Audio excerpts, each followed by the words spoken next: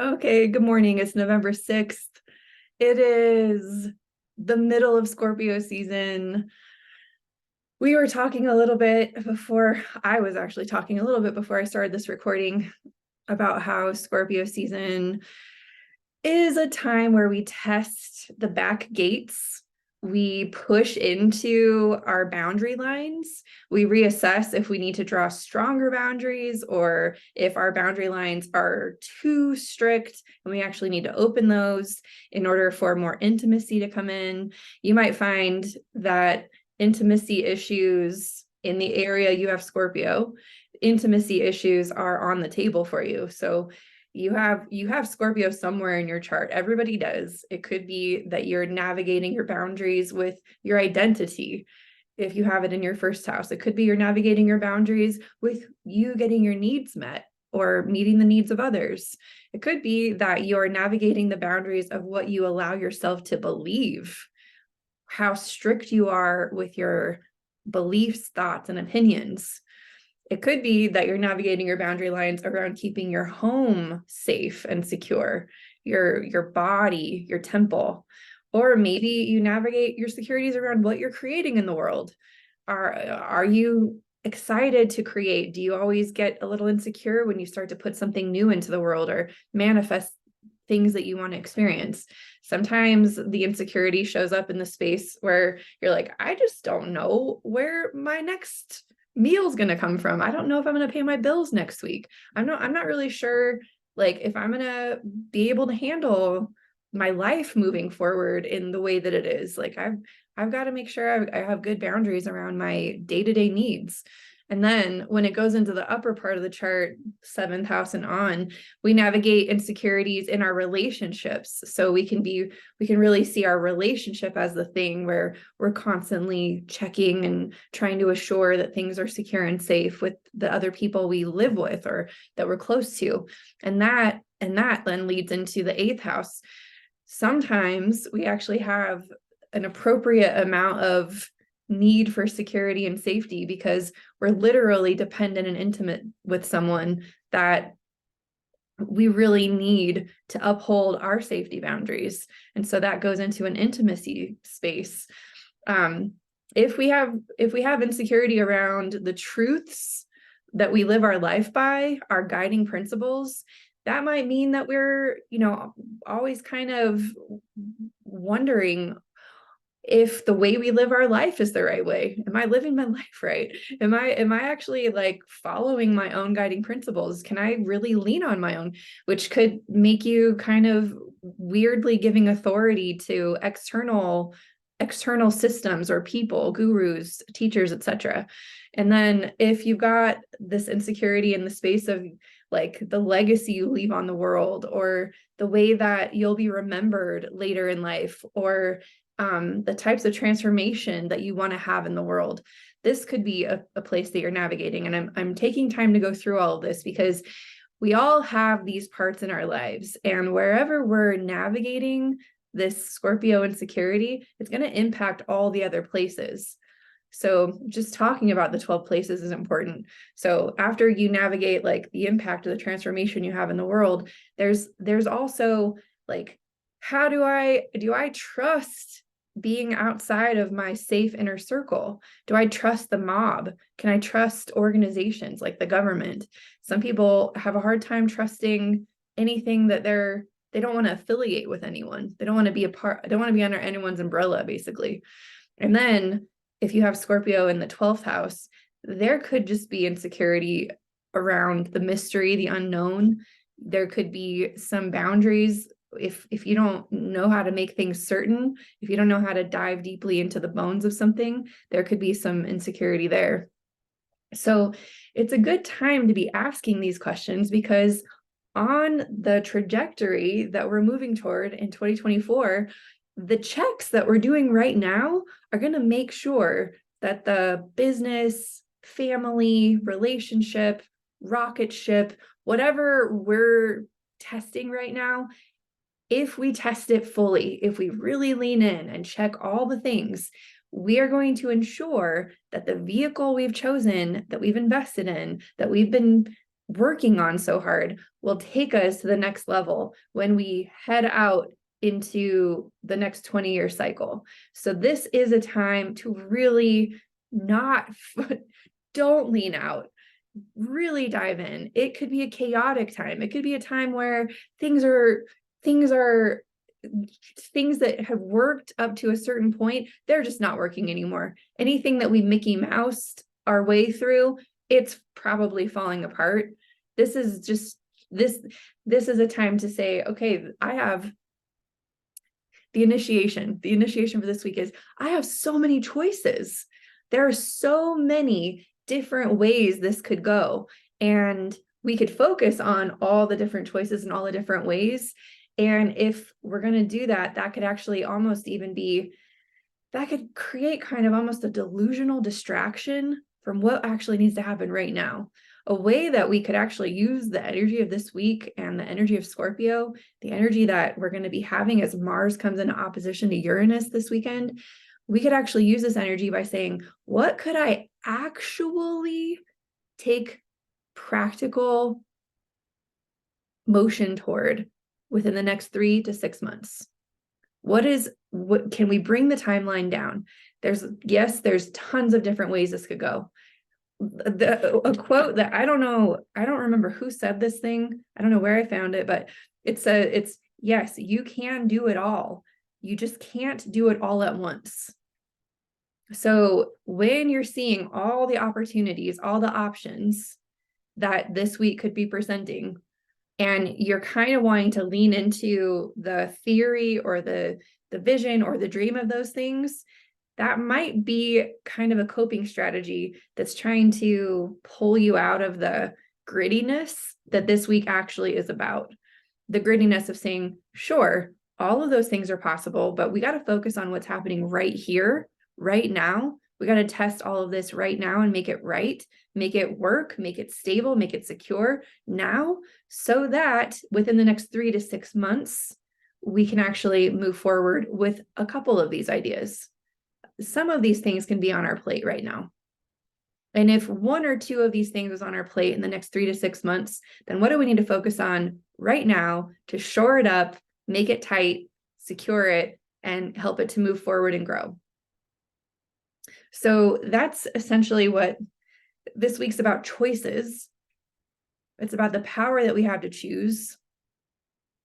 Oftentimes, the power we have to choose will show up in our world when we feel like there's a lot of things out of our control, things that we can't choose. If there's, the school district's on strike and our kids can't go to school, we can't choose to send our kids to school. So that's not in our control. But what can we choose? What do we have power over? That's where our security lies. We can choose within the realm of what we have control over, and then you can put a timeline of 3 to 6 months. That's more practical and manageable, and that will actually focus our attention in a way that will benefit us the most. So the week, I wasn't here last week because I was,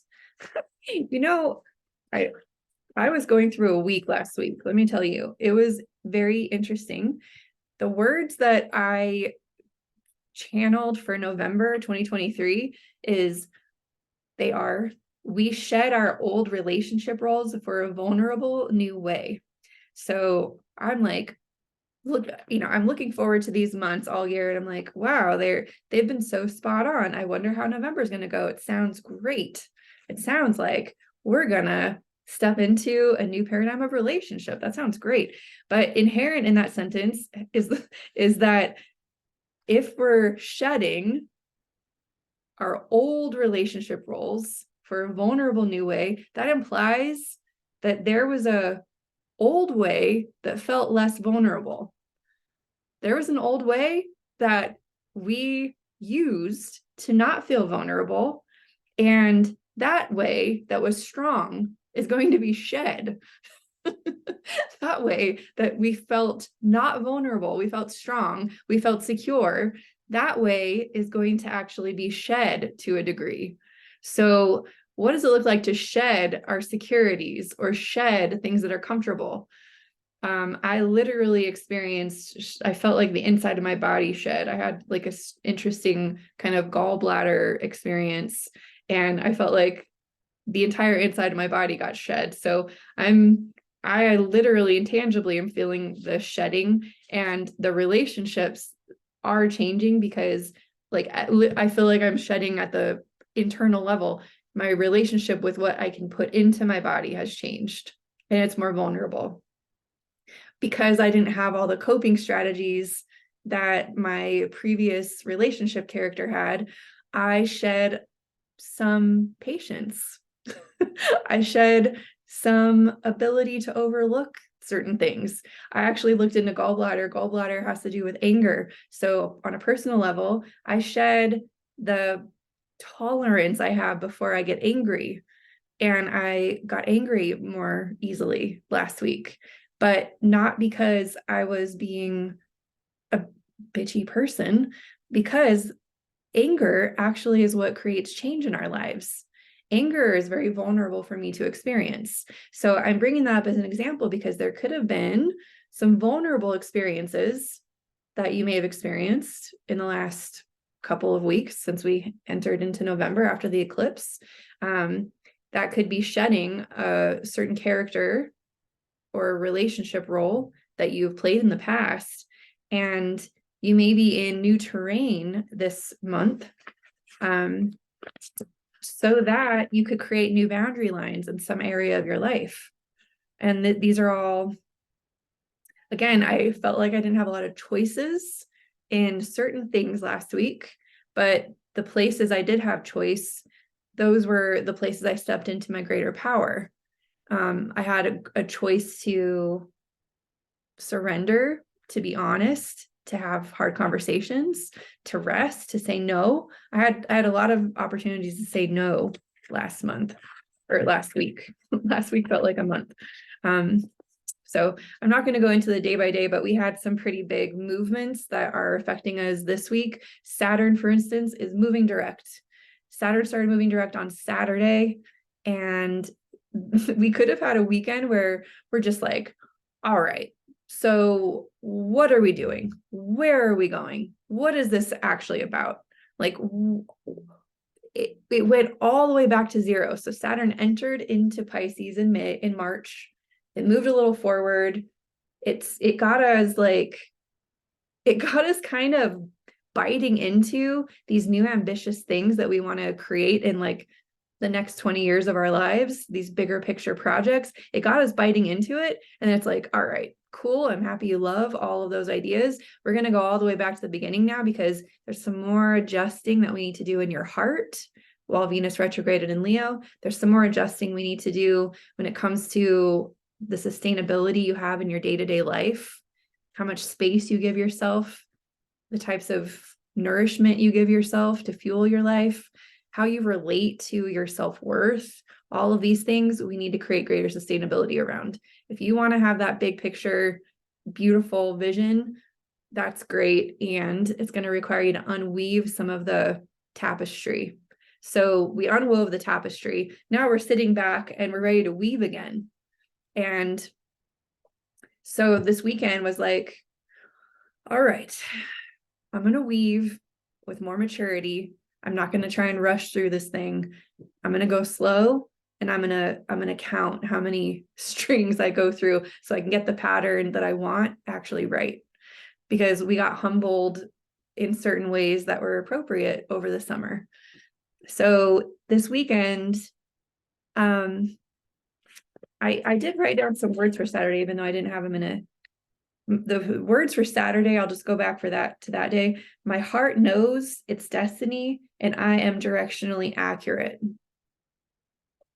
So whether this implies that your heart is the place where you could look, not your head. You might not think that you know, but your heart does know, and you're directionally accurate. So wherever you're landing right now, you are directionally accurate for what your heart knows. That's That's what Saturn got us back to square zero for. Okay, you're back at square zero. So now on Sunday was like an inventory day. Why don't we take an inventory of my human life value up to this point?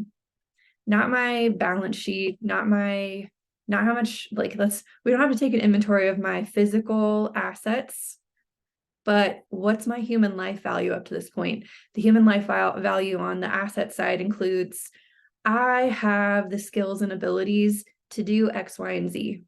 I have a certain level of emotional awareness and acceptance. I know these things that I'm capable of and that my heart is dedicated to. These are all assets that you can inventory. And then there are liabilities on the human inventory, on the human value. And liabilities are, and when the going gets tough, I get back in bed and I curl away. Or when I'm invited to step onto a stage, I disappear from the room. Like, those would be liabilities, right? And if you know what those liabilities are, you could also help yourself to feel stronger by navigating those personal liabilities. If you're familiar with like financial balance sheets, I think we're really used to looking at like, what are the assets financially in our life and what are the liabilities, but doing a human life value analysis is actually what Saturn would prefer the most. And I think that you'll find that on the asset side, there's a whole bunch of resources that you haven't even been taking account of. Sometimes we focus so much on the liabilities that we forget about the huge asset sheet that we have available to us. Our network, the all of the resourcefulness that has gotten us to where we are right now. Those are our assets. So hopefully you found, while the moon was in Leo on Sunday, some time to navigate your human value and your assets. And so then Monday, now, even though at the time of this recording, the moon is still in Leo, the moon's going to move into Virgo. And this is always like an exciting time of the month for me because I actually love Virgo energy. But if you're the kind of person that's like, yeah, I guess I do have to get to that laundry and do my dishes, and you're not really thrilled about it, just know that for the next couple of days, work's on the agenda. The kind of Virgo work that frees you up to collaborate and to socialize and to be romantic. And I have some really good news for anyone who's longing for romance. Venus will be moving into Libra on Wednesday. So use the Virgo energy of Monday, Tuesday, and Wednesday to prepare as if you're inviting the lover into your life again. Get the table set, shave your legs if you do that. Like, do the beautiful things that prepare you for the romance experience that you'd like to have in your life. And I'm not just saying like literally romance with a person, but yes, it could be about that too. But I mean like romance with life. There's so much, while Venus retrograded in Leo, we had so much reorientation going on, so much work in our relationships and our heart. And then when she moved through Virgo, she was all work, work, work. She was like, we got to talk about this. We got to go to therapy. We got to like she was very like holding things accountable, being kind of a boss. And Monday, Tuesday, Wednesday are set up to open us back up to the beauty, the harmony, the romance that life actually has present for us during certain beautiful seasons. Actually, you can find it anytime, but there's some times that are a little bit more like golden hour for it, I guess. Okay, so Monday, the words are overcoming fears of commitment with process. Overcoming fears of commitment with process. And the moon's going to cross over Black Moon Lilith, middle of the day. That means, that's the fears. Overcome your fears by getting into a process. The moon will be opposite Saturn as well. That's some process. It's like just plug it into a system, and then Venus will be trine Pluto. And if there's some shit that wants to distract you from getting into the process, if you start to feel scared and, you know, you want to fall into the old character or the old relationship roles or whatever, just get into a process and say, nope, that was the old way I used to do stuff. This is the new way. This is what I do now. So get yourself into some kind of workflow for today, and then let that jumpstart the energy for tomorrow. And the words for tomorrow are Tuesday, the 7th, doing the work to grow. What is the strategic work, in quotation marks, that your growth is craving right now?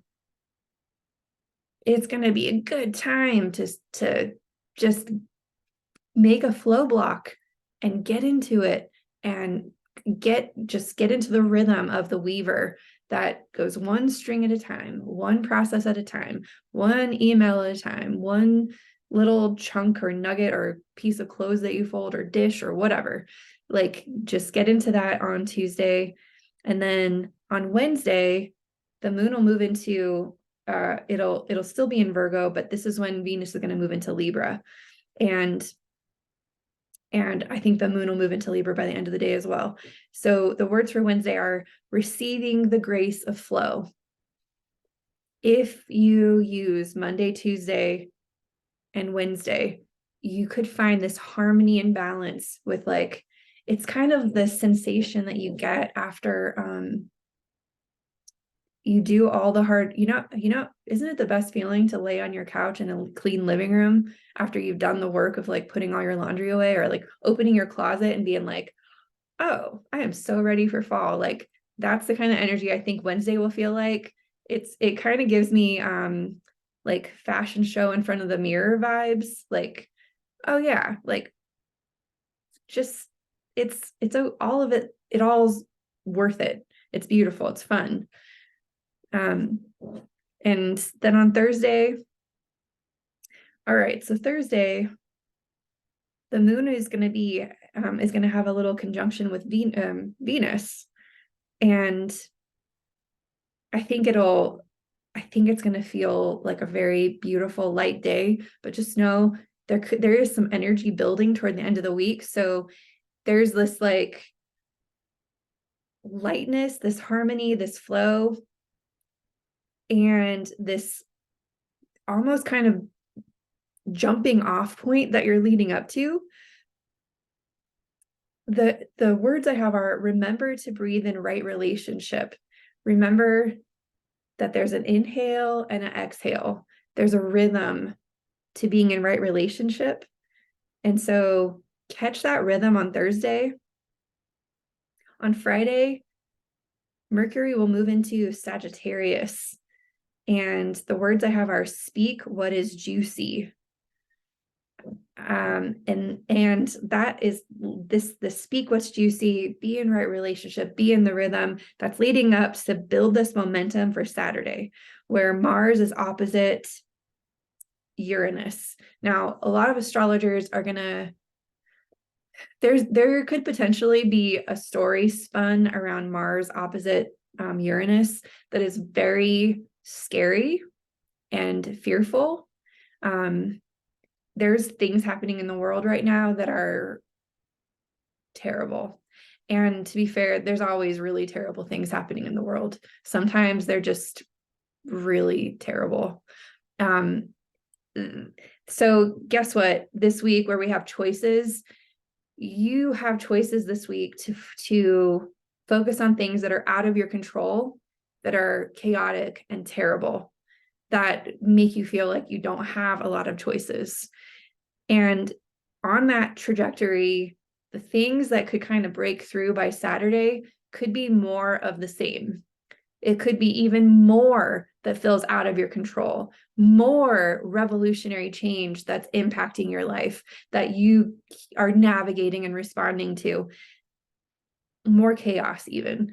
And what I'd like to remind you is you're a microcosm in the macro. you're a part of the macro and you influence the macro. When you know that your micro does have choices, you can focus your flashlight on different things. That doesn't mean you're being like an ostrich with your head in the sand. It doesn't mean you're oblivious to what's actually going on. It just means that when you're in a time where you can control very few things, inventorying what you can put your attention to and control is the most important thing to do. And that will give you higher levels of security. It'll inform you where to draw your boundary lines. It'll show you what you want to take in and consume into your body, into your mind, into your emotions, and what does not belong. There are things that you can't control that maybe don't belong in your nervous system. This is a week to decide what goes. If you are the originator of a buffet, for instance, you are in charge of the kitchen. You decide the hours, you decide what gets cooked, you decide how long it gets cooked, when it goes out, you decide who gets to come into the buffet, what the rules are, how much they pay. You get to decide all of that. And this is true for information that's in the world. This is true for people's opinions. This is true for what you're willing to put up with. If people are disrespecting the food that you provide in your buffet, is that going to be a hard no for you? These are the things you get to choose.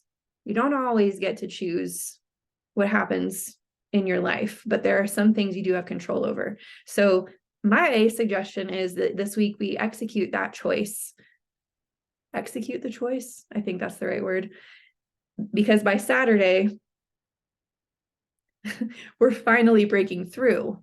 Now, finally breaking through could mean all kinds of things. And I feel that on the path of catching the momentum, acknowledging the romance that you can enjoy in your life, speaking what's juicy, remembering to breathe in right relationship, really holding those boundaries, doing the work to grow, that the breakthrough could be this courageous new frontier, this revolutionary new decision or experience that becomes available to you by Saturday, that you can step into. Like we've talked a little bit about quantum leaps. We've talked about timeline shifts. We've talked about the choices of if you know that a timeline shift is coming, you can actually start adjusting your lane change. And then when the off-ramp comes, you just take it. I'm saying that the off-ramp could be coming for us on Saturday. The interchange is happening this weekend coming up. That interchange, you can approach it whatever kind of driver you are. Maybe you miss it and you got to exit and get back on the freeway and loop around. But just know that the interchange is coming and it's taking you to the place where you've been preparing to go, even if that's internally with yourself or in your relationships or in the work that you do. So that's my job as an astrologer, to say when these things are happening. And like a part of me feels like it's really unfortunate that some people use the gift of astrology to hijack our attention and our fear so that we can be afraid of, I don't know. I think because me personally, I've got some insecurity about the greater, grander world.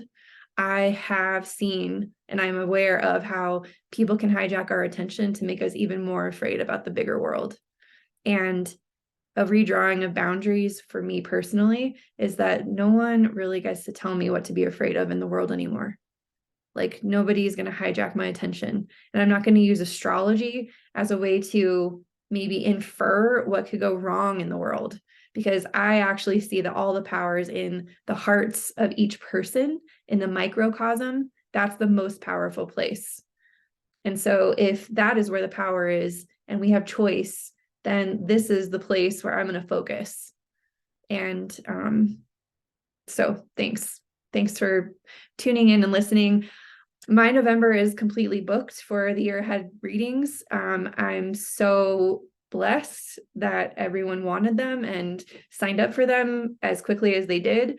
I'm now booking into December, and those slots are also filling up already. So if you'd like to get a reading, please follow the link and schedule yourself. There will be also appointments in January as well and onward, but I know a lot of people like to get these before the new year. So if that's you, then I invite you to go ahead and do that. And no pressure. I'm going to probably offer a public workshop that will go over the year month by month for the collective. So if you know your chart and you want to join the collective conversation, you can actually navigate that from your own awareness of your chart. And also, this journal is even more detailed than the one I did this year. This journal has even more dates, even more channeled guidance. It has even more information about the energetics of each day of the year